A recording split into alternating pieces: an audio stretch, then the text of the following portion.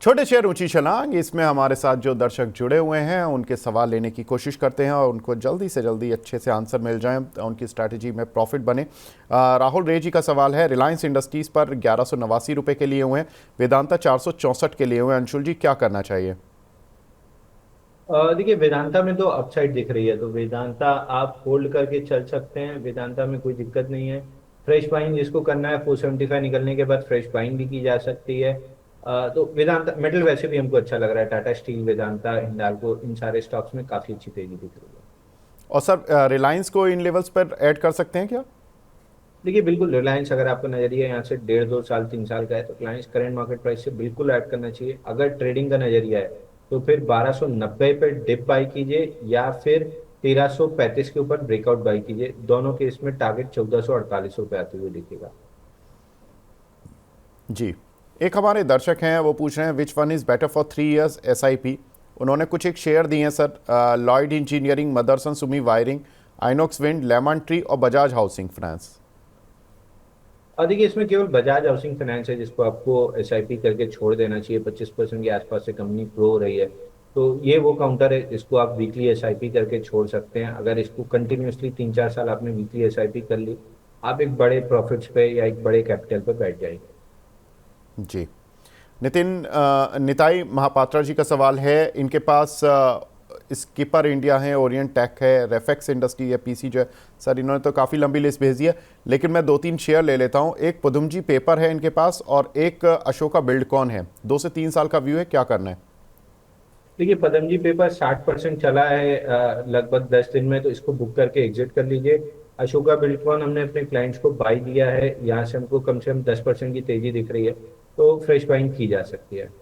जी। PC jeweller में से PC jeweller और ले लेता हूँ सर, क्योंकि 16 दिसंबर को इसका स्टॉक स्प्लिट इफेक्टिव हो जाएगा। काउंटर पर क्या करना है अभी? देखिए, इस काउंटर में भी पीसी ज्वेलर्स की हम बात करें, पीसी ज्वेलर्स, जी।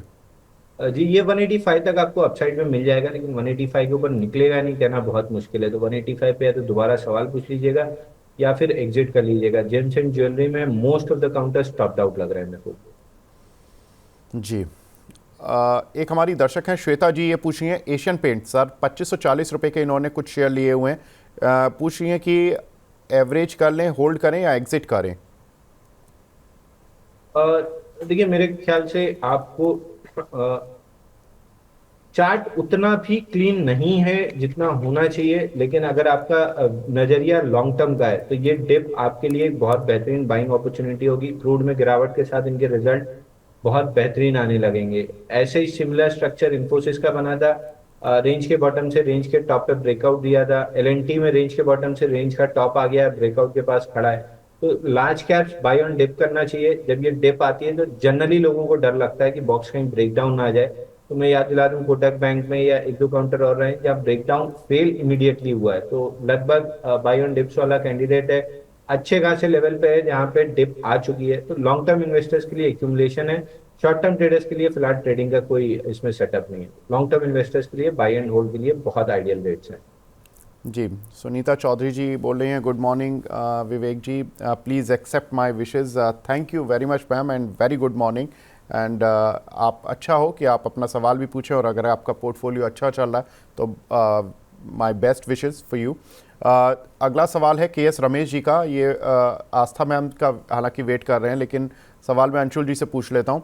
आईसीआईसीआई और एचडीएफसी बैंक करंट प्राइस पर ठीक लग रहे हैं क्या शॉर्ट टर्म के लिए? वैसे आपने अंशुल जी बताया था कि आपको बैंक निफ्टी अच्छी लग रही है और एचडीएफसी बैंक तो आपने बता ही दिया था। सर, क्या करें, क्या लेवल्स देखें इन दोनों ही शेयर्स पर?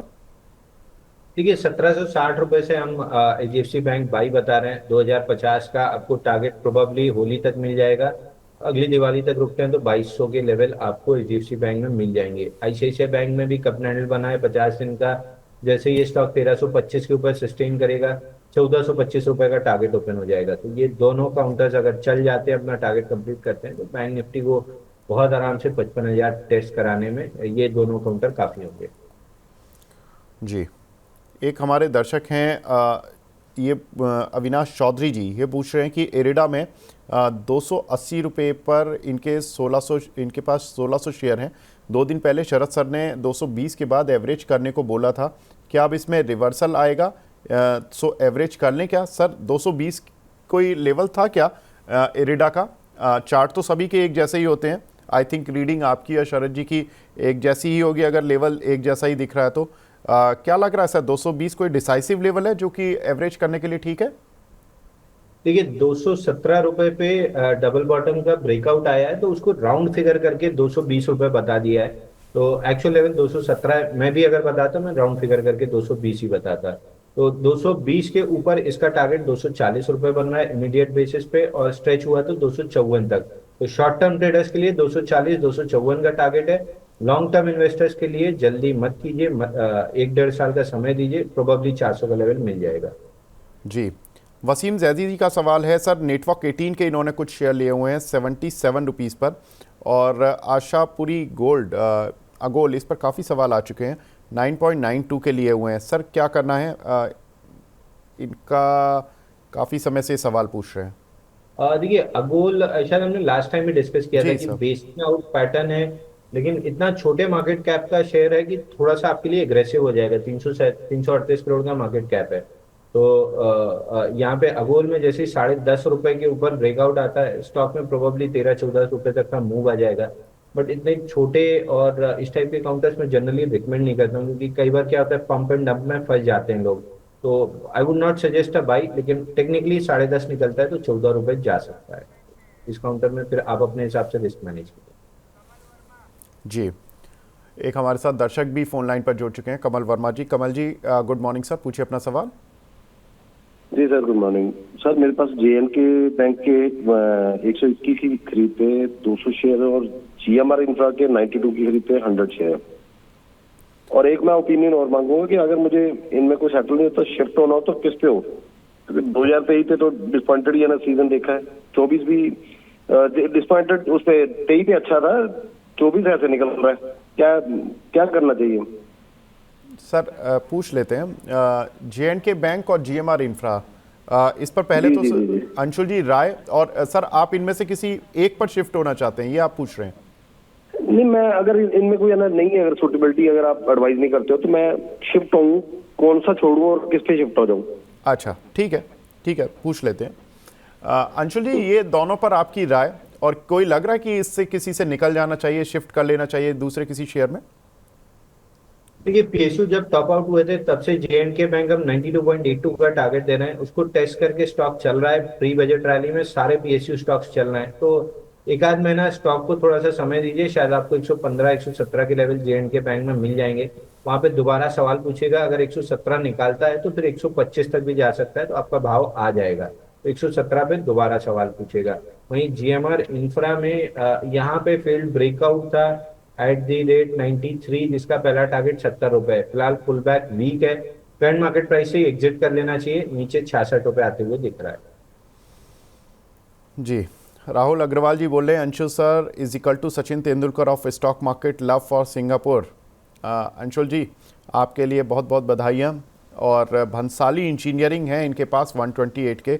सर कल इस काउंटर पर मूव भी देखने के लिए मिला था, 137 138 तो मैंने भी देखा था स्क्रीन पर। अब क्या ऐड कर सकते हैं और कब करें? और दूसरा, आलोक इंडस्ट्रीज लॉन्ग टर्म के लिए कैसा लग रहा है आपको? देखिए BEPL अगर आप लॉन्ग टर्म इन्वेस्टर हैं तो 336 हफ्ते का बेस ब्रेकआउट था 118 पे, उसी को रिटेस्ट करने आया है। तो ये स्टॉक कहीं भी 300-400 रुपए जा सकता है। रिजल्ट्स भी इसके ठीक ठाक आ रहे हैं, तो इन्वेस्टर्स के लिए अच्छा है। ट्रेडर्स के लिए फिलहाल इसमें कोई अपॉर्चुनिटी नहीं है। पैटर्न बिल्ट हो रहा है, 145 के ऊपर ब्रेकआउट आएगा, तो जब 145 निकलेगा ट्रेडर्स का इंटरेस्ट आएगा। इन्वेस्टर्स के लिए बहुत अच्छे रेट है, बाई एंड होल्ड करके छोड़ देना चाहिए। वहीं टेक्सटाइल में काफी अच्छी तेजी डेवलप हो रही है। आलोक इंडस्ट्री डिस्क्लेमर दे दूं कि क्लाइंट्स और फैमिली के पोर्टफोलियो में हमने इसको बाई कराया है, मुकेश अंबानी ग्रुप की कंपनी है। जब भी टेक्सटाइल में तेजी डेवलप होगी ये स्टॉक आपको कहीं भी 100 रुपए तक के टारगेट दे सकता है। हम इसको 3 से 5 साल के नजरिए के हिसाब से रखे हुए हैं। शॉर्ट टर्म ट्रेडर्स के लिए फिलहाल अपॉर्चुनिटी नहीं है। 24-25 का लेवल निकलेगा तो स्ट्रक्चर चेंज होगा, तब जब निकलेगा तब देखेंगे बाई कॉल बनेगा या नहीं। फिलहाल के लिए शॉर्ट टर्म ट्रेडर्स के लिए तो कोई राय नहीं है। लॉन्ग टर्म ट्रेडर्स के लिए बाई एंड होल्ड है 3 साल के व्यू के हिसाब से। जी, ध्रुव पाठक जी पूछ रहे हैं BSC के शेयर में क्या करें सर, टारगेट बता दीजिए। देखिए बीएससी में फ्रेश ब्रेकआउट टाइटनेस से आज आया है और पहला टारगेट इसका ऑल टाइम हाई 4989 का था, जिसको इसने टेस्ट कर लिया है। तो अब ये 5000 के ऊपर अगर आज क्लोज देता है तो ये ब्रेकआउट ऊपर में खिंच के 5200 5250 तक जा सकता है। तो 5200 पे प्रॉफिट बुक करने की जगह आई वुड सजेस्ट कि आप एक बार दोबारा पूछ लीजिएगा। जी, अर्पित जी पूछ रहे हैं सर कौन सा स्टॉक बाय करना चाहिए, इंडस टावर या पीसीबीएल? देखिए इंडस टावर एनी डे, दोनों में से इंडस टावर ज्यादा अच्छा लग रहा है। और इन्होंने सर दो चॉइस और भी दी हैं, एलटी फूड्स और इप्का लैब, इन दोनों में भी देख लीजिए। देखिए एल&टी फूड फिर तीनों में ज्यादा अच्छा लग रहा है। इप्का लैब मेरे को लार्ज कैप फार्मा में प्रॉफिट बुकिंग ज्यादा दिख रही है, 10 15 20% डाउन साइड। तो लार्ज कैप फार्मा तो कंप्लीटली अवॉइड कीजिए। Out of 3 best stock L&T food लग रहा है। ठीक है, दावत के नाम से भी आता है ये काउंटर, तो आप इसको देख सकते हैं। दीप कोटक जी का सवाल है कार्ट्रेड टैक पर सर, इन्होंने 1235 रुपए के कुछ शेयर लिए हुए हैं, क्या करना चाहिए? और देखिए स्टैंडर्ड डिस्क्लेमर दे दूं, कार ट्रेड कल हमने 1380 रुपए के आसपास अपने क्लाइंट्स को बाई दिया है, 10% अपसाइड हमको दिख रही है। तो कहीं भी 1500 1520 तक के टारगेट मिल सकते हैं आपको। वहां पे जाके थोड़ा सा स्टॉक एक्सटेंडेड हो जाएगा, तो ट्रेलिंग स्टॉप लॉस या इस तरीके का कोई चीज नहीं रहेगा। 1520 1530 की रेंज में आउटराइट प्रॉफिट बुक कर लेना चाहिए। जी, पार्थ पटेल जी का सवाल है अंबिका कॉटन पर, इन्होंने 1700 रुपए के बाय किए हुए हैं, पूछ रहे हैं कि कोई टाइम का कंस्ट्रेंट नहीं, आराम से रख सकता हूं, बता दीजिए सब व्यू। देखिए दो दिक्कत है स्टॉक में। पहले तो स्टॉक में बाइंग क्लाइमेक्स हुआ था फरवरी 2022 में, somewhere around all time high इसका है 2660। तो 1300 रुपए का टारगेट बनता था जो इसने कर भी लिया है, उसके बाद से कंप्लीटली साइडवेज है। दूसरी दिक्कत इस स्टॉक में ये है कि एवरेज वॉल्यूम ही 9800 शेयर का है, तो लेना बेचना बड़ा मुश्किल हो जाएगा कि किससे आप ले पाएंगे और किसको आप बेच पाएंगे। तो इतना इलिक्विड काउंटर है, आपको अपनी वॉच लिस्ट से ही हटा देना चाहिए। क्योंकि आपने अगर 500-700 शेयर ले भी लिए, पूरे दिन में आपको बेचने में इतनी दिक्कत होगी कि 10% वॉल्यूम तो आप ही क्रिएट कर देंगे। तो इसको तो वॉच लिस्ट से ही हटा देना चाहिए। बिल्कुल। तेज कुमार जी पूछ रहे हैं जी एंटरटेनमेंट सर, 137 रुपए के खरीदे हुए हैं, क्या करना है? ये जी में भी वही दिक्कत है, न्यूज फ्लो अच्छा आता है तो चलना स्टार्ट करता है, खराब आता है तो गिरना स्टार्ट होता है। फिलहाल स्ट्रक्चर थोड़ा सा रिवर्स हो रहा है, ऊपर में काउंटर 158 से 165 जाने की गुंजाइश बहुत ज्यादा दिखा रहा है। तो अगर आपके पास है तो 165 के राउंड दोबारा सवाल पूछेगा। अगर कोई एग्रेसिवली लॉन्ग करना चाहता है तो फिर उसके लिए स्टॉप लॉस 120 का क्लोजिंग बेसिस पे आता है। तो फिर रिस्क रिवॉर्ड मैच नहीं करेगा, 25 रुपए का टारगेट 20 रुपए की रिस्क, तो कोई मतलब नहीं है उसको ट्रेड करने का। बिल्कुल, जी एंटरटेनमेंट में सर खबरें अच्छी आ ही नहीं पा रही हैं, काफ़ी समय हो गया। इसमें प्रमोट एमडी जो हैं उनके इस्तीफे की मांग होती है, कभी वो आ जाते हैं वापस आ जाते हैं, बड़ा ही कंट्रोवर्शियल मामला चल रहा है जी एंटरटेनमेंट में। एनीवेज यहाँ पर सर ने अपनी राय दे दी है।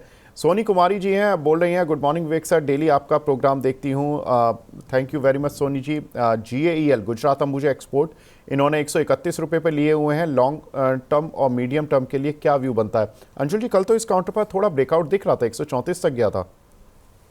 देखिए इसमें क्वार्टरली वीवैप है, डाउनवर्ड इंक्लाइंड है 134 रुपए पे, कल भी वहीं से रिजेक्ट हुआ था। तो 134 135 लेवल निकालेगा तो मोमेंटम आपको 156 रुपए तक कैरी हो जाएगा। बट स्ट्रक्चरली स्टॉक फिलहाल डाउन ट्रेंड और डाउन ट्रेंड के बाद कंसोलिडेशन में है, तो मोमेंटम मिसिंग है। अगर आप इन्वेस्टर हैं तो रख के छोड़ दीजिए, आपको पैसा मिल जाएगा 1-2 साल में। बट अगर आप ट्रेडर हैं तो आपको अवॉइड करना चाहिए। जी, रहमत जी हैं प्राज इंडस्ट्रीज पर पूछ रहे हैं सर, क्या बाय कर सकते हैं इन लेवल्स पर? देखिए प्राज इंडस्ट्री में ब्रेकआउट तो है, मगर लेट स्टेज ब्रेकआउट है, और लेट स्टेज ब्रेकआउट से मेरे को बहुत डर लगता है। 816 के ऊपर सस्टेन करता है तो टारगेट 940 बनेगा। ये केवल टेक्निकल कमेंट्री आपको दे रहा हूँ। पर्सनली मेरी सलाह मानेंगे तो लेट स्टेज ब्रेकआउट प्ले मत कीजिए। RECPFC का ब्रेकआउट फेलियर आपने देखा ही था, एक तरफा 17-18 दिन नीचे आया लॉन्ग लिक्विडेशन में। तो इतना लेट स्टेज ब्रेकआउट मैं जनरली अवॉइड करता हूँ, आई वुड सजेस्ट अवॉइड। लेकिन टेक्निकली 816 के ऊपर टिका तो 940 का टारगेट ओपन हो जाएगा। जी, विश्वास साहिल जी का सवाल है ग्रीव्स कॉटन सर, 182 रुपये के लिए हुए हैं, 3 महीने का टारगेट रखना है, इनको क्या करें? देखिए ग्रीव्स कॉटन पे मैं बहुत बुलिश हूँ। इसका चार्ट भी बहुत अच्छा है। लास्ट टाइम मेरे को याद है कि मैंने बाई भी इस पे रिकमेंड किया था। पूरा अगर वीकली चार्ट पे देखेंगे तो स्ट्रक्चर बन रहा है जिसका ब्रेकआउट आ चुका है जी। आज के सेशन में इसने ब्रेकआउट भी दे दिया है काउंटर ने। बिल्कुल 8.5% ऊपर है सर, 206 रुपये आ रहा है। 197 197 पे ब्रेकआउट आया है पूरा। 112 टू बी प्रिसाइज 119 हफ्ते का बेस ब्रेकआउट है। तो काउंटर में कहीं भी 350 तक की रैली आपको 4-5 महीने में मिल जाएगी। तो यहाँ से 350 रुपये जाते हुए काउंटर दिख रहा है। केवल और केवल एक काम करना है, 180 का क्लोजिंग बेसिस स्टॉप लॉस लगाना है और काउंटर को भूल जाना है 4 महीने के लिए। आपको आराम से 350 रुपये मिल जाएगा। इसके रिजल्ट भी बहुत अच्छे आए थे जून क्वार्टर के। सितंबर के हल्के से डल है, मे बी दिसंबर के जो प्रोजेक्टेड है वो हल्के से डल दिख रहे हैं, लेकिन मार्च से इनकी प्रोजेक्शंस बहुत अच्छी है नंबर्स की। तो इसलिए 3-4 महीने का समय लगेगा, काउंटर 350 का लेवल दिखा देगा। जी, एक हमारे दर्शक हैं वर्मन जी, ये बोल रहे हैं कि Vivek sir big fan of Money9 and thank you very much Varman ji. Maharashtra seamless पर इनका सवाल है सर, 620 रुपये के प्राइस के इन्होंने कुछ लिए हुए हैं और सिमकॉन फॉर्मुलेशन के इनके पास 1000 शेयर हैं 14 रुपये 50 पैसे के प्राइस के। पूछ रहे हैं कि कोई नया शेयर भी इन्वेस्टमेंट के लिए बता दीजिए और इन दोनों पर व्यू बता दीजिए। देखिए, सिमकॉम में हमने अपने क्लाइंट्स को बाय रिकमेंड यहाँ पे किया हुआ है। सिमकॉम में एक बड़ा ब्रेकआउट दिख रहा था तो हमने अपने क्लाइंट्स को इसको रिकमेंड किया है। प्रिसाइसली इसी लेवल के आसपास किया है हमने। यहाँ पे वीकली चार्ट पे अगर आप देखें तो 23 रुपए का ब्रेकआउट है। हमने प्रीएम्प्टिव लॉन्ग इसीलिए दिया है क्योंकि छोटा काउंटर है, जल्दी से एकदम से चलता है तो पकड़ना मुश्किल होता है। तो हमने प्रीएम्प्टिव लॉन्ग कल सजेस्ट किया है 22 रुपए के आसपास। 44 डेज का कप एंडल पैटर्न ब्रेकआउट बन रहा है। जैसे ही ये स्टॉक 23 रुपए के ऊपर सस्टेन करेगा, 28 रुपए का जो स्विंग आई है उसको टेस्ट करने निकल जाएगा। तो हमारे क्लाइंट्स इसमें लॉन्ग हो सकते हैं स्टैंडर्ड डिस्क्लेमर। जी, सियाराम मीना जी का सवाल है HEG और स्वान एनर्जी पर आपका व्यू सर, फ्रेश एंट्री करने चाहते हैं ये। और देखिए, फ्रेश एंट्री की मैं सलाह नहीं दूंगा क्योंकि मोस्ट लाइकली रिटेलर इसमें रिस्क मैनेज नहीं कर पाएंगे। काउंटर में चाइना में जो बैन लगा है उसकी वजह से मूव आई है, आपका स्टॉप लॉस बड़ा हो जाएगा और टारगेट यहाँ पे छोटे रहेंगे। तो मैं तो अवॉइड की सलाह दूंगा, मैं इस ब्रेकआउट को प्ले नहीं करूंगा। बट अगर आप HEG का ब्रेकआउट प्ले कर रहे हैं तो ऊपर में कहीं भी 700 के लेवल मिल सकते हैं। फिलहाल के लिए स्टॉप लॉस 530 रुपए के आसपास बनेगा। वो रिस्क रिवॉर्ड मैच नहीं करेगा, तो बेटर है कि आप दोनों काउंटर को अवॉइड करके चलें। दोनों में कोई बहुत अच्छा ट्रेड बनता हुआ नहीं दिखता। जी, दीपक शर्मा जी पूछ रहे हैं सर, CDSL में क्या करें, 1500 रुपये के कुछ शेयर लिए हुए हैं, क्या टारगेट रख सकते हैं? देखिए, CDSL में हाँ, स्टैंडर्ड डिस्क्लेमर CDSL हमने बाय रिकमेंड किया हुआ है जी। हमने Money9 पे बाय रिकमेंड किया है। यहाँ पे देखिए ब्रेकआउट आया है 70 दिन का 1676 रुपए पे। 1580 का स्टॉप लॉस बनता है जो ओरिजिनल पोजीशन थी। अब स्टॉप लॉस अपडेट हो जाएगा, बट ये स्टॉक बहुत आराम से 2000 रुपए जाते हुए दिख रहा है। जी, अनूप जी हैं सर, जुबिलेंट फार्मोवा पर सवाल पूछ रहे हैं, 1 साल का विजन है इनका, क्या करें? तो देखिए, इस काउंटर में रिजल्ट इसके अच्छे आए हैं और चीजें इसमें सुधरती हुई दिख रही हैं। मेनली रिजल्ट अच्छे आते हुए दिख रहे हैं और फ्लैट बेस बना है।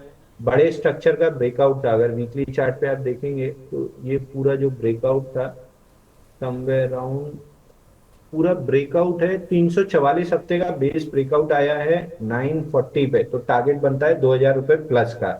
आपको 1 साल का समय देना पड़ेगा, 2000 तक का टारगेट मिल जाएगा आपको। जी, राकेश सिंगल जी का सवाल है सर, अदानी ग्रीन पर इन्होंने 1403 रुपये के 400 शेयर ले लिए हैं, अब क्या करें सर? अच्छा ब्रेकआउट आया था काउंटर पर, लेकिन उसके बाद रिट्रेसमेंट भी उतना ही तेज हुआ है। देखिए, गैप छूटा था 1400 पे, वही फिल किया और नीचे आया है। अब जो रेजिस्टेंस था 1207 का, जिसको इसने रेस्पेक्ट नहीं दिया और तोड़ते हुए निकल गया था, अब ये सपोर्ट का काम करेगा। तो 1200 1180 जब तक ये प्रोटेक्ट कर रहा है, आप मान के चलिए कि काउंटर में अगली मूव 1600 तक आ सकती है। बट अगेन जो ऑल टाइम हाई बनेंगे वो पहले Adani enterprise, Adani port, Adani power, ACC और अंबुजा पे बनेंगे। इन काउंटर्स में बहुत जल्दी ऑल टाइम हाई नहीं बनेंगे, तो जितना जल्दी प्रॉफिट लेके निकल सके निकल भी लेना चाहिए। जी, अंशुल जी, एक मेरा सवाल है, आपकी रिस्क में क्या हो गया सर? ये सर बहुत पुरानी चोट है, ठंड आई है तो फिर वो निकल के आ गई। अच्छा, अरे चलिए आगे बढ़ते हैं। नरेश प्रसाद जी का सवाल है, एम्बर एंटरप्राइजेज 6150 रुपये के कुछ शेयर लिए हुए हैं, क्या करना है सर इनको? देखिए एम्बर में एक ब्रेकआउट आया था 4480 के आसपास से, जिसने अपना टारगेट भी फटाफट 8-10 दिन में कंप्लीट कर लिया था 7000 का। 7159 का हाई बना है। अब अगर ये सपोर्ट जोन तोड़ देता है 5870 का, तो फिर इसमें काफी डाउनसाइड बनेगी। आई वुड सजेस्ट, आपके पास है तो एग्जिट कीजिए 5870 के नीचे, नहीं है तो अवॉइड कर दीजिए, वॉच लिस्ट से हटा दीजिए। जी, एक हमारे दर्शक हैं विमल जी, ये पूछ रहे हैं मैनन पिस्टन 167 रुपए के कुछ शेयर लिए हुए हैं सर, क्या करना है? देखिए ये काउंटर में एक तो पहले वॉल्यूम नहीं है, 23,000 का कुल वॉल्यूम है, तो लेना बेचना बड़ा मुश्किल हो जाएगा।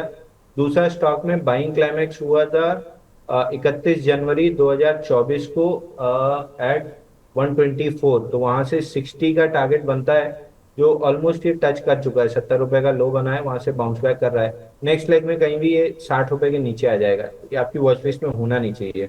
अगर है तो रैली पे कहीं भी 81 82 के आसपास एग्जिट कर लीजिए।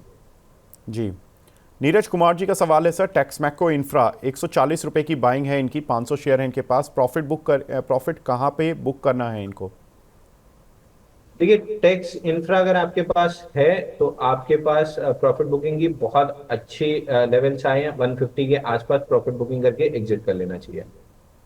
सर मार्केट की स्थिति पर नज़र डालें तो इस समय मार्केट काफ़ी तेज़ी से अब नीचे आ चुका है, 300 पॉइंट। अंशुल जी, कहाँ सपोर्ट लग रहा है बैंक निफ्टी और निफ्टी का?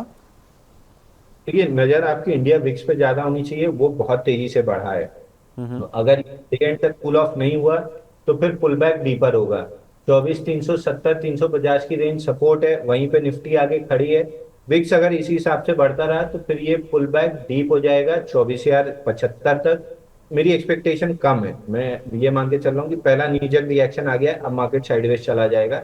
लेकिन विक्स बढ़ता रहा तो फिर मैं गलत प्रूव हो जाऊंगा। और बैंक निफ्टी रिलेटिव स्ट्रेंथ ज्यादा है, ये अभी भी अपना सपोर्ट जोन 52,750 टेस्ट नहीं किया है, तो शायद उसी को टेस्ट करने आ रहा है, इसलिए निफ्टी में आपको थोड़ा सा ज्यादा दबाव दिख रहा है।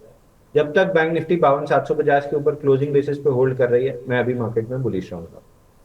जी, एक हमारे साथ दर्शक भी जुड़े हैं, Punendu Mishra ji. Mishra ji, good morning sir, पूछिए अपना सवाल। Good morning Vivek ji, good morning Anshul sir. Renuka sugar के 600 शेयर्स हैं @49, तो क्या शुगर इंडस्ट्री में सर कोई बाउंस बैक आ सकता है? और आधार हाउसिंग पर क्या लॉन्ग टर्म पोजीशन बना सकते हैं प्रेजेंट लेवल पर? जी, पूछ लेते हैं। रेणुका शुगर सर 49 के हैं, क्या करें? और आधार हाउसिंग पर पोजीशन बनाना चाहते हैं, क्या करें? देखिए फर्टिलाइजर के बाद शुगर स्टॉक्स हैं, यहाँ पे थोड़ा सा प्री बजट रैली डेवलप होती हुई दिख रही है। 44 रुपए निकल गई से रेणुका शुगर में भी 49 से 52 तक की अपमूव आ जाएगी, बट इस अपमूव में आप एग्जिट कर लेंगे तो ज्यादा बेटर रहेगा, क्योंकि फेल्ड ब्रेकआउट के बाद ये पुल बैक रहेगा। तो प्री बजट रैली में मौका मिलेगा आपको आपके प्राइस पे निकलने का, वहां पे निकल जाइएगा। वहीं आधार हाउसिंग में फिलहाल एंट्री नहीं दिख रही है, ना ये काउंटर बहुत अच्छा दिख रहा है। आपको हाउसिंग फाइनेंस में रहना है तो Bajaj housing finance any day बहुत बेहतरीन स्टॉक है। एक हमारे दर्शक हैं प्रतीक भट्ट जी, ये पूछे हैं जिंदल स्टेनलेस बाय किए हुए हैं इन्होंने सर 757 पर, क्या करना चाहिए? और देखिए जिंदल स्टेनलेस, इसमें डबल बॉटम का ब्रेकआउट आया था 725 पे परसों के सेशन में, सॉरी कल के सेशन में। आज पुल बैक में थोड़ा सा फेल होते हुए दिख रहा है, बट स्टॉप लॉस नहीं ट्रिगर हुआ है। स्टॉप लॉस 695 का क्लोजिंग बेसिस पे है, तो 695 के ऊपर जब तक क्लोजिंग बेसिस पे होल्ड कर रहा है, आप एक्सपेक्टेशन रखिए कि 774 मिल जाएगा। जी, शर्मी जोशी जी बोल रहे हैं, good morning sir, I am a big fan of this show, great show, thank you very much ma'am. GNRL, इनके पास 29 रुपये 50 पैसे की बाइंग है सर, बहुत टाइम से फंसी हुई हैं, इसका कुछ टारगेट क्या आएगा शॉर्ट टर्म में बता दीजिए। आस्था मैडम की एडवाइस पर प्लीज़ सवाल लेना ज़रूरी है। आस्था मैडम की एडवाइस चाहिए थी, लेकिन अंशुल जी अभी वो जुड़ने वाली हैं, लेकिन मैं आपसे पूछ लेता हूँ, आस्था मैडम से दोबारा पूछ लेंगे। सर क्या लगता है? देखिए 175 पे इसका क्लाइमैक्स हुआ था, वहां से काउंटर 6 रुपए तक गिर गया था। उसके बाद से बेस बना रहा है 25 रुपए का अपर एंड है, तो जब भी ये स्टॉक आज निकाले 6 महीने बाद निकाले 25 रुपए निकालेगा तो काउंटर में वापस अपमूव 40 रुपए तक आएगी। है तो होल्ड करना चाहिए, नहीं है तो 25 रुपए के ऊपर ही बाई करना चाहिए। जी, एक हमारे दर्शक हैं इंडियन आर्मी के नाम से उनका आईडी बना हुआ है सर, अपना नाम भी डाल देते, लेकिन इनका सवाल ले लेते हैं। कैस्ट्रॉल इंडिया और गेल इन दोनों में शॉर्ट टर्म में किसी में फ्रेश बाइंग बनती है क्या सर? देखिए कैस्ट्रॉल इंडिया में जरूर एक ये पुल बैक रैली दिख रही है, क्योंकि 60 डेज में 35% पिटा है, तो 50% पुल बैक 234 के लेवल पे आता है, तो 234 तक तो आ जाएगा। उसके ऊपर एक्सटेंड किया तो 249 तक निकल जाएगा। तो कैस्ट्रॉल इंडस्ट्री अगर बाई करना चाहते हैं तो ये पुल बैक में थोड़ी सी स्ट्रेंथ है तो बाई भी कर सकते हैं। 205 रुपए का क्लोजिंग बेसिस पे स्टॉप लॉस जरूर ले लीजिएगा। तो 10 रुपए की आपकी रिस्क है, 20 रुपए से 30 रुपए की अपसाइड मिल सकती है। जी, दीपक सिंह जी पूछ रहे हैं सर, एलाइट डिजिटल पर इनके पास 300 शेयर हैं 305 रुपए की प्राइस के, क्या करना चाहिए? देखिए एडीएसएल में एक ट्रायंगल काइंड ऑफ पैटर्न बन रहा है वीकली चार्ट पे, जिसका ब्रेकआउट 301 रुपए के ऊपर बनेगा। तो ये ट्रायंगल हो सकता है कि 4-6 हफ्ते और कंटिन्यू करे, उसके बाद 301 का अगर ब्रेकआउट बनता है तो स्टॉक में अपसाइड 400 425 तक की मिलेगी। तो स्ट्रेंथ है काउंटर में, लेकिन ट्रायंगल का ब्रेकआउट पे ही फ्रेश बाई बनेगा। जी, वर्मन जी पूछ रहे हैं सर, वेदांता में 20,000 रुपये लगाए जा सकते हैं, फ्रेश एंट्री कर सकते हैं क्या, या कोई और शेयर बताएंगे आप? देखिए वेदांता में फ्रेश एंट्री करना चाहिए। यहाँ पे थोड़ा सा अगर समय दे सकते हैं तो प्रीएम्प्टिव ले लीजिए। मोमेंटम चाहिए तो 475 के ऊपर बाई कीजिएगा, तब 520 तक का मोमेंटम मिलेगा। जी, अर्पित राय जी पूछ रहे हैं सर, भारत ग्लोबल डेवलपर्स के बारे में कुछ बताएं, क्या लग रहा है, आपका क्या व्यू है? देखिए इसमें तो कम्प्लीटली अपर सर्किट और लोअर सर्किट वाला काउंटर है, और ज्यादा डेटा भी नहीं है, अक्टूबर 2024 से डेटा है, तो उस पर तो कमेंट नहीं कर पाएंगे, लोअर सर्किट ही मार रहा है। जी, राम सिंह जी कह रहे हैं, good morning Anshul sir, big fan of yours, NIT limited लिए हुए इन्होंने सर, 223 की बाइंग है, 585 इनके पास आई थिंक क्वांटिटी होगी, क्या करें? देखिए NIT में मूविंग एवरेजेस कैचअप होने के लिए वेट हो रहा है। अप ट्रेंडिंग स्टॉक में फ्लैग पैटर्न बन रहा है, तो 210 तोड़ेगा तब मेरा यहाँ पे कंसर्न स्टार्ट होगा। जब तक 210 के ऊपर क्लोजिंग बेसिस पे होल्ड कर रहा है, मोस्ट लाइकली 275 295 के लेवल मिल जाएंगे। एक हमारे दर्शक हैं निशांत सारंग जी, ये पूछ रहे हैं हुनासा के सर, इनके पास कुछ शेयर हैं 406 रुपए के प्राइस के, 3 महीने होल्ड कर सकते हैं, क्या करना चाहिए? देखिए 406 रुपए तो मुश्किल है, ऊपर में एक गैप है 306 रुपए, अगर वो निकालता है तो 355 तक आ सकता है, वहां पे एग्जिट करना चाहिए। चार्ट पैटर्न और स्ट्रक्चर कंप्लीटली नेगेटिव है।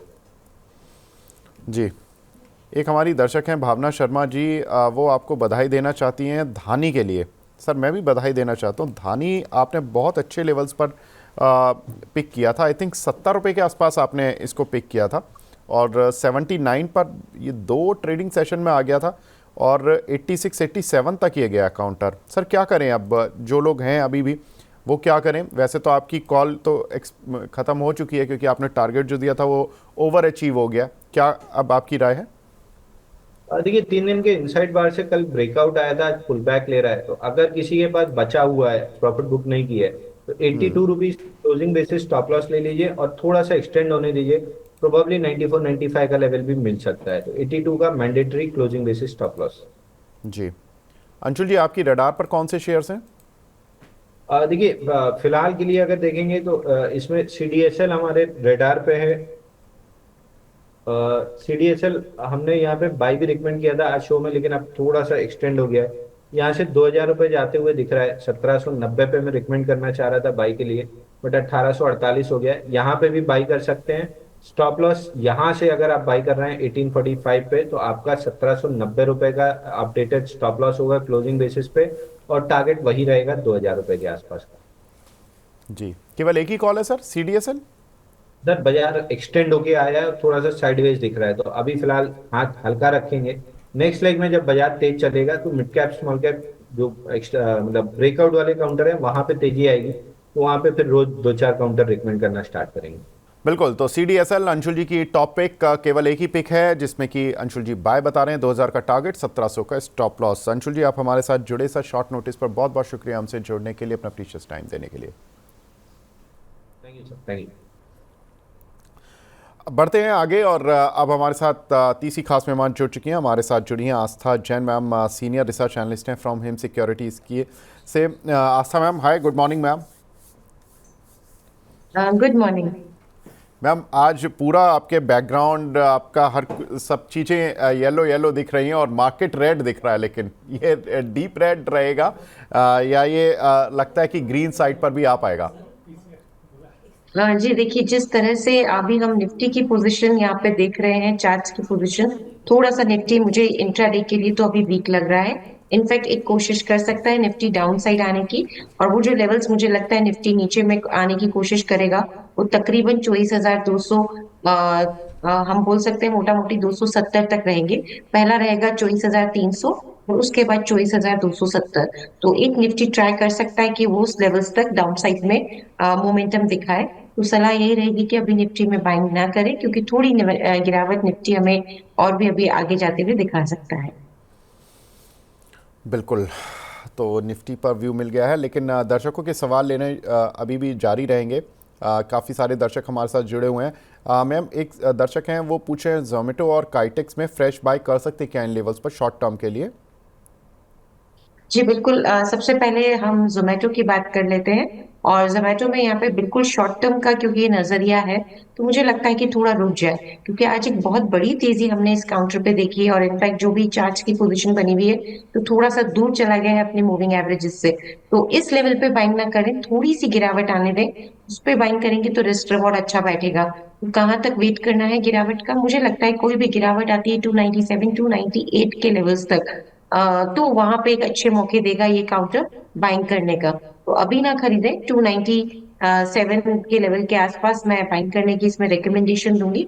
उसके बाद जो स्टॉप लॉस रखेंगे पोजीशन में, 297 पे बाय करेंगे तो 278 का एक स्टॉप लॉस रख लीजिए। और टारगेट्स अब मुझे ऐसा लगता है, क्योंकि अब ये पोजिशनल बाय में आ चुका है, तो यहाँ पे टारगेट भी अच्छे खासे निकल के आ रहे हैं। और पहला टारगेट यहाँ पे हमें 320 तक 320 से 325 का देखने को मिल सकता है। जी, अमित सोनी जी का सवाल है, मैम एमएमटीसी पर 104 रुपये के लिए हुए हैं और एनबीसीसी इन्होंने 130 के रेट के लिए हुए हैं, क्या करना है? एवरेज करें या सेल कर लें? 6 से 8 महीने का व्यू है। जी, एमएमटीसी पे इनकी कॉस्ट प्राइस थी 104 रुपए की, अभी चल जी रहा है 81। तो मेरे को नहीं लगता कि इनको अभी कुछ भी लॉस बुक करना चाहिए इस काउंटर पे, और निकलना चाहिए। होल्ड ही करेंगे इस काउंटर को, लेकिन एक लेवल मुझे लगता है इंपॉर्टेंट है जो क्रॉस होना जरूरी है, वो रहेगा तकरीबन 83 का। 83 के लेवल को क्लोजली वॉच करें। इन एनी केस 83 से 85 के लेवल को ये अगर ब्रेक करने में सक्सेसफुल हुआ, तो ऊपर में और भी अच्छी तेजी आएगी, जो इसको फर्दर ले जाएगी 96 97 तक। ऑल्दो इनकी कॉस्ट प्राइस 100 के अबव है, उसको आने में समय लगेगा, लेकिन मुझे लगता है कि अभी तो इसमें बने ही रहना है। जो लेवल्स मैंने दिए हैं वहां तक जाने की उम्मीद है, तो होल्ड करने की सलाह रहेगी इस काउंटर पे, स्टॉप लॉस के साथ, जो कि तकरीबन रखेंगे 75 के लेवल पे। जी, हिमांशु भनावत जी का सवाल है, हालांकि अंशुल सर के लिए था, अंशुल सर अभी 2 मिनट पहले ही गए हैं, लेकिन मैं सवाल आस्था मैम से ले लेता हूं। एडीएफ फूड इन्होंने 340 के लिए हुए हैं, और क्या करना है मैम, क्योंकि अंशुल जी तो काफ़ी बुलिश रहते हैं इस काउंटर पर। और दूसरा इनका सवाल है चमन लाल सेठिया पर होगा, आई थिंक इन्होंने फर्टिलाइज़र लिख दिया। चमन लाल सेठिया पर मैम सवाल है, क्या करना चाहिए? 1 महीने का व्यू है। देखिए, दोनों ही काउंटर पे अगर 1 महीने का व्यू है तो मैं उस हिसाब से बात कर लेती हूँ। सबसे पहले अगर हम एडीएफ फूड की बात करें, तो ये काउंटर थोड़ा सा शॉर्ट टर्म में हो सकता है कि थोड़ा, क्योंकि ये बहुत चल गया है, तो इतना जब चलता है तो थोड़ा सा एक ब्रीदर लेने के लिए नीचे आता है, तो उस वजह से मुझे लगता है कोशिश ये जरूर करेगा नीचे आने की, जो कि हो सकता है एक बार 325 और उसके बाद 316 तक के लेवल्स तक कोशिश करे। लेकिन लॉन्ग टर्म के लिए कोई दिक्कत नहीं है, तो ये लॉन्ग टर्म के लिए बिल्कुल बने रह सकते हैं। शॉर्ट टर्म में थोड़ी सी वीकनेस दिखा सकता है 325 से 316 के स्तर तक। लॉन्ग टर्म में होल्ड करने की सलाह रहेगी इस काउंटर पे, लेकिन 300 के स्टॉप लॉस के साथ। तो होल्ड तो करेंगे इसको, लेकिन 300 का लगाएंगे स्टॉप लॉस। और इसमें जो लॉन्ग टर्म के टारगेट्स अब हमको देखने को मिल सकते हैं, वो मेरे हिसाब से हम ये मान के चल सकते हैं कि पहला तो 350 का ही रहेगा, 350, और उसके बाद फिर 360 से 70 के लेवल्स भी देखने को मिल सकते हैं। तो होल्ड ही करना है इस काउंटर को, लेकिन इस चीज की थोड़ी सी तैयारी रखें कि हो सकता है एक बार थोड़ा सा 315 से 316 के जोन में नीचे आने की ट्राई करेगा ये। तो उतना पेशेंस इसको जरूर दे काउंटर को, और 300 के स्टॉप लॉस के साथ होल्ड करें। एक हमारे दर्शक हैं जगतार जी, ये पूछ रहे हैं बीईएल में लॉन्ग टर्म के लिए 10 साल के इनफैक्ट टर्म के लिए क्या बाय कर सकते हैं मैम आज? जी बिल्कुल। भारत इलेक्ट्रॉनिक्स की बात करें तो ये जी काउंटर लॉन्ग टर्म के लिए बहुत अच्छा तैयार हो रहा है। तो सबसे पहले तो अच्छी बात है।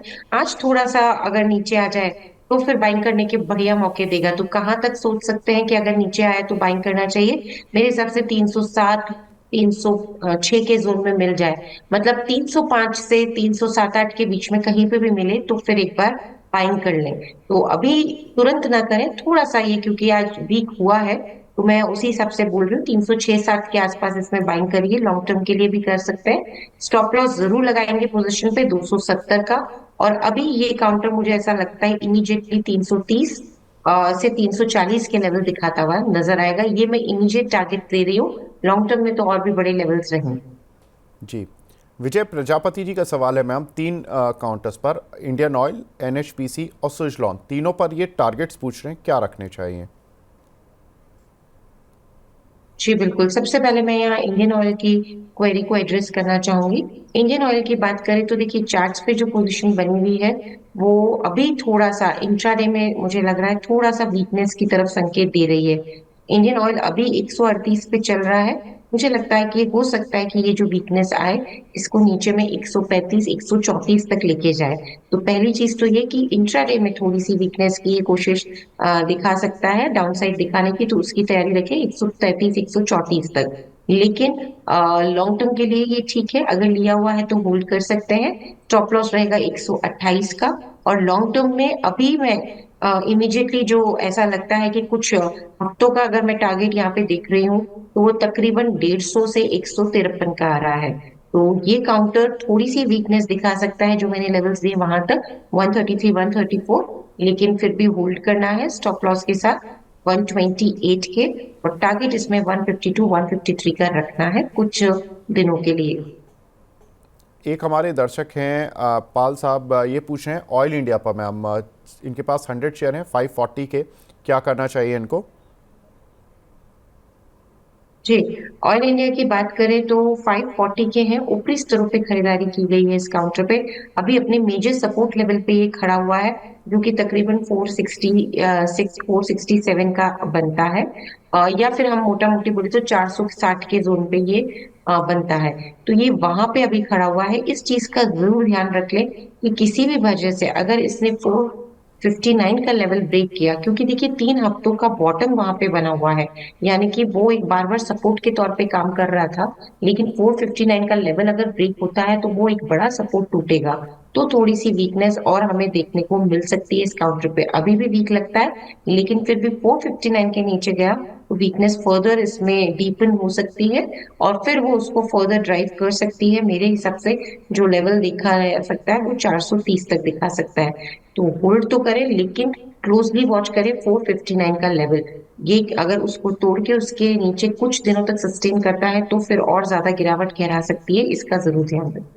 जी, भैरव जी का सवाल है मैम, ओबरॉय रियलिटी पर आपकी राय जानना चाहते हैं।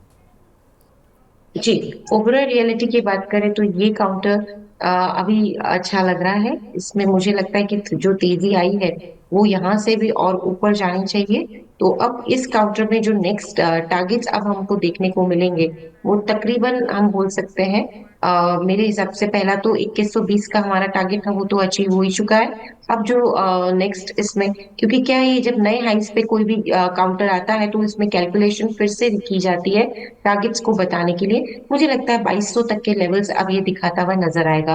तो ये काउंटर में बिल्कुल होल्ड कर लें, बने रहें एक बार 2200 तक के टारगेट्स के लिए। जी, अमित कुमार जैन जी हमारे साथ जुड़ चुके हैं। जैन साहब गुड मॉर्निंग सर, पूछिए अपना सवाल। Good morning sir. सर मेरे पास सर रेमंड लिमिटेड के 480 शेयर हैं 1780 के भाव पे। जी, 1780 के भाव के 480 शेयर हैं रेमंड्स के। सर कितना टाइम दे सकते हैं? सर ये हमने डीमर्जर के बाद लिए थे और इसका रियल्टी और इंजीनियरिंग का बिजनेस देखते सर, कंपनी के फंडामेंटल अच्छे थे तो सर ड्यू था 1 साल का। ठीक है, पूछ लेते हैं। आस्था मैम, डीमर्जर की स्टोरी पर इन्होंने लिए थे 1780 रुपये के भाव पर। 480 शेयर हैं, क्या करना चाहिए इनको? देखिए 480 शेयर है 1700 के भाव पे, लेकिन अभी जो पोजीशंस चार्ट यहाँ पे दिखा रहे हैं वो मेरे हिसाब से थोड़ी वीकनेस की है, क्योंकि एक मेजर सपोर्ट इसको 1600 के लेवल पे है। लेकिन किसी भी वजह से अगर ये सपोर्ट टूटता है तो थोड़ा सा स्टॉक और वीक हो सकता है, पर घबराने की कोई जरूरत नहीं लगती है। लॉन्ग टर्म के लिए तो बिल्कुल होल्ड करना है। शॉर्ट टर्म में हो सकता है कि एक बार 1600 का सपोर्ट जो वो पकड़ने की कोशिश करे, लेकिन वो नहीं पकड़ता है तो फिर और थोड़ी वीकनेस आएगी जो इसको 1550 तक लेके जाएगी। हाउएवर मैं अभी भी समझती हूँ इनको लॉन्ग टर्म के लिए होल्ड करना चाहिए, लेकिन स्टॉप लॉस थोड़ा सा डीप आएगा, क्योंकि ये हम मान के चल रहे थोड़ी वीकनेस दिखा सकता है। तो 1410 का एक बड़ा स्टॉप लॉस के साथ अभी तो पोजीशन होल्ड करें, लेकिन ये मान लें कि थोड़ी वीकनेस और इस काउंटर पे आ सकती है। पहला लेवल 1600 को क्लोजली वॉच करें, उसके नीचे गया तो 1550 तक आने की भी कोशिश ये काउंटर कर सकता है, पर लॉन्ग टर्म के लिए होल्ड करने की सलाह है। जी जी, राजन राठौर जी का सवाल है, स्विगी में फ्रेश एंट्री लेना चाहते हैं, क्या ये सही समय है? 2 से 3 साल तक का व्यू है। मेरे हिसाब से थोड़ा सा वेट कर ले, क्योंकि देखिए बहुत अच्छा खासा ये बढ़ चुका है अपने लेवल से। तो ये सही समय उन्होंने पूछा है, तो मेरे हिसाब से रिस्क ज्यादा हो जाएगी इस लेवल पे एंटर करने में। तो थोड़ा सा डीप इसमें, मतलब कहने का मतलब है थोड़ा सा ये आता है डाउन साइड, तो वहां पे फिर एक बार लेने की कोशिश करें। डाउन साइड में कौन से लेवल्स अच्छे लगते हैं खरीदारी के, तो वो लगते हैं 540 530, वहां पे एक बार देखेंगे, अभी तो ना खरीदें।